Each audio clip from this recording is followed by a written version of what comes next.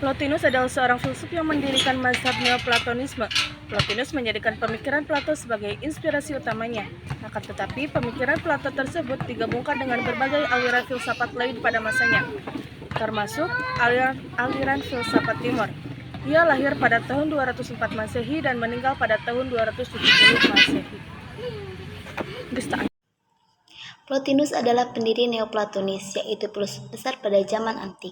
Beliau lahir di Mesir dan mengenyam pendidikan masa mudanya di Alexandria hingga usia 39 tahun. Plotinus hidup di era kehancuran tata negara di Romawi, di mana perebutan kekuasaan, perang, dan wabah penyakit menyebabkan penderitaan masyarakat. Sebagai pribadi manusia, Plotinus adalah orang yang sangat dicintai karena dikenal sebagai sosok yang tulus, bijak, dan selalu menyampaikan pemikirannya dengan sederhana. Bahkan, Agustinus yang menganggap pemikiran Plato sebagai yang terbaik, menganggap Plotinus adalah titisan dari Plato. Plotinus adalah sosok yang sangat menghormati pemikiran Plato. Bahkan Plotinus pernah merencanakan untuk mendirikan kota Plotonopolis dengan konsep republik yang dimiliki Plato di Campania, Italia Selatan. Tidak dapat dipungkiri bahwa pemikiran-pemikiran Kristianitas beliau banyak berhutang pada pemikiran pendidikan Plotinus perihal masalah tentang transendental. Ajaran filsafat Plotinus pada awalnya tidak bermaksud untuk mengemukakan filsafatnya sendiri. Ia hanya ingin memperdalam filsafat Plato. Oleh karenanya, filosofinya disebut pula dengan Neoplatonisme. Plato mendasarkan ajarannya kepada yang baik, yang meliputi segala-galanya, sedangkan ajaran Plotinus berpokok kepada yang satu. Mengapa ajaran Plotinus biasanya dinamakan Neoplatonisme? Jadi, Neoplatonisme adalah sebutan yang diberikan untuk hasil pemikiran Plotinus, orang filosof pada abad pertengahan. Mengapa disebut Neoplatonisme? Karena pada prinsipnya Plotinus merujuk pada ajaran Plato. Bedanya, Plato mendasarkan ajarannya pada yang baik, sedangkan Plotinus pada yang satu atau the one. Plotinus terfokus dalam 3 kajian inti, yakni yang esa atau the one, akal, intelek, dan jiwa, soul. Yang esa adalah sumber wujud melalui emanasi. Dia merupakan objek yang tak terpahami dan semuanya bergerak menuju kepadanya, yang esa. Dan materi adalah 2 kutub utama alam semesta. Seluruh sistem filsafat Plotinus berkisar pada konsep kesatuan, yang disebutnya dengan nama Yang Esa, dan semua yang ada berhasrat untuk kembali kepada Yang Esa. Oleh karenanya, dalam realitas seluruhnya terdapat gerakan 2 arah, dari atas ke bawah, dari bawah ke atas. Kita kan sudah tahu Tuhan itu siapa gitu, harus tunggal, harus esa. Kan kalau kita lihat dari sifat Allah yang 20, dari sifat wujud, qidam, baqo sampai sifat kalam, itu kan ada sifat wahdaniyat gitu. Ada sifat wahdaniyat. Nah kan inti dari sifat wahdaniyat itu kan Allah tidak bilangan, ya. Allah itu tidak bersekutu gitu. Inti dari sifat wadaniyat itu. Nah kan dari sifat wadaniyat itu kan ada wadaniyat sifat salab kamutasil, ada wadaniyat sifat salab kan munfasil, terus ada wadaniyat pidat salab kan muntasil, ada wadaniyat pidat salab kamutasil, terus yang terakhir ada wadaniyat fil afal salab kamunfasil.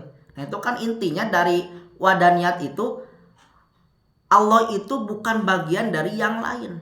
Allah tidak serupa dari yang lain, tidak sama dengan ciptaannya gitu, tidak serupa. Allah itu harus tunggal, kan yang esa, Allah itu esa, satu gitu. Intinya gitu Tuhan itu ya, yang esa harus tunggal itu sedikit tentang menjelaskan tentang Tuhan. Nah di sini juga saya akan menjelaskan tentang salah satu pemikiran Plotinus ya, yang dinamakan dengan emanasi. Nah, saya ilustrasikan sedikit emanasi ya. Emanasi itu sebenarnya kalau dalam Islam itu kan ya, kalau dalam Islam itu emanasi itu adalah penciptaan dari wajibul wujud menjadi mungkinul wujud gitu. Penciptaan dari wajibul wujud menjadi mungkinul wujud. Itu kalau dalam Islam gitu. Nah, penciptaan alam semesta ya, penciptaan alam semesta itu terbagi dua aliran. Yang pertama, aliran Cresceo Exilo gitu. Yang pertama itu aliran Cresceo Exilo. Nah, aliran itu adalah aliran penciptaan dari tidak ada apa-apa gitu. Dan tidak ada apa-apa. Itu yang pertama. Yang kedua, aliran model emanasi ini gitu. Model emanasi. Jadi, kalau kita cermati dengan benar, kita teliti dengan benar perbedaan dari yang satu tadi terus yang kedua tadi ya, aliran tadi itu tidak ada bedanya, tidak beda jauh lah gitu, tidak beda jauh gitu. Jadi menurut saya emanasi itu makna harfiahnya itu adalah melimpahkan, emanit gitu, melimpah kaya. Lampu memancarkan cahaya gitu kan ya, lampu memancarkan cahaya kan, hubungan lampu antara cahaya itu kan, cahaya itu adalah emanasi gitu, emanasi cahayanya itu. Jadi emanasi itu adalah intinya yang pertama kali ada sebelum ada apapun. Itu emanasi. Sekali lagi, emanasi itu adalah yang pertama kali ada sebelum ada apapun. Ya. Jadi apapunnya itu belum ada. Ya, apapunnya itu tidak ada gitu. Jadi hanya Allah saja yang ada. Hanya Allah saja yang ada gitu. Kan kalau bahasa kita ya, bahasa kitanya kan Allah menciptakan ya, Allah menciptakan. Allah menciptakan. Nah, makhluk itu adalah sumber dan bahannya ya, sumber dan bahannya makhluk itu. Ya, kan ada ciptaan, ada bahannya.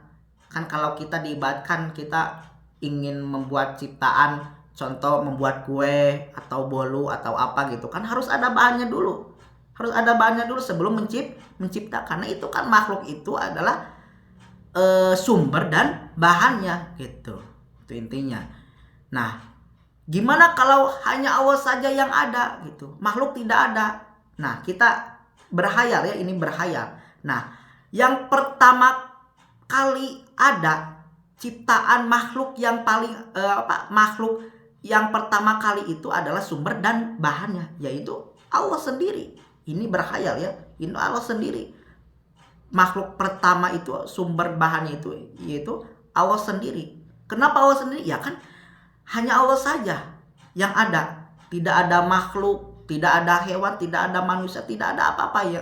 Hanya Allah saja yang ada. Makanya sumber-sumbernya itu dari Allah ya, dari dirinya Allah gitu. Makanya kan bahasanya juga emanit, melimpah bahasanya juga. Jadi membayangkan melimpah itu bukan seperti kita minum air gitu kan. Minum air kan seperti contoh kita tuangkan gelas ya, menuangkan air dalam gelas. Nah, terus tuangkan air dalam gelas terus mudal eta si air nate nya, mudar eta si air nate. Tah, eta mudal si air nate disebut melimpah. Bukan itu, tapi pasnya, diibaratkan pasnya itu seperti cahaya, melimpah cahaya gitu. Pasnya itu gitu. Nah, kalau kita ambil dari bahasanya, materinya dari Al-Farabi gitu, tidak ada apa-apa.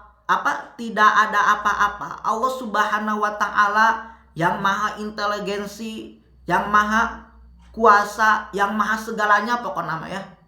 Allah itu memikirkan dirinya sendiri.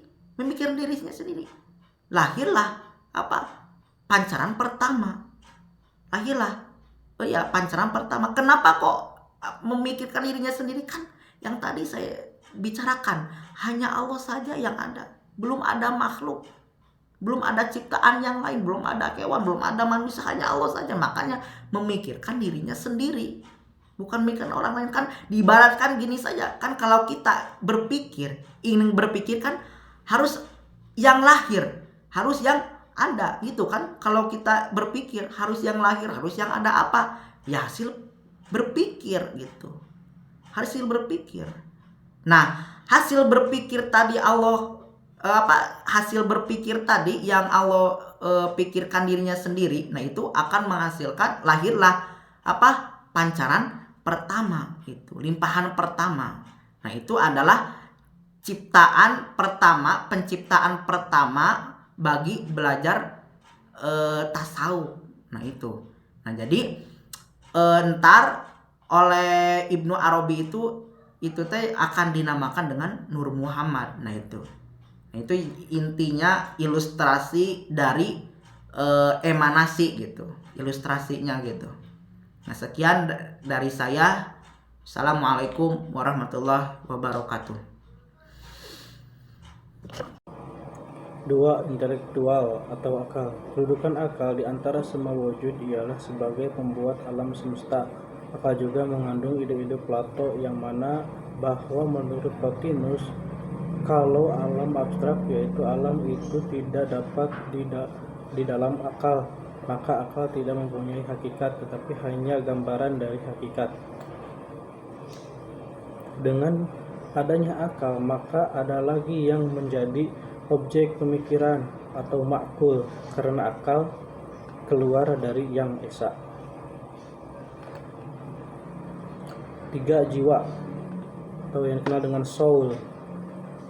Jika memandang akal sebagai yang menciptakannya dan jiwa tersebut memberi semua alam,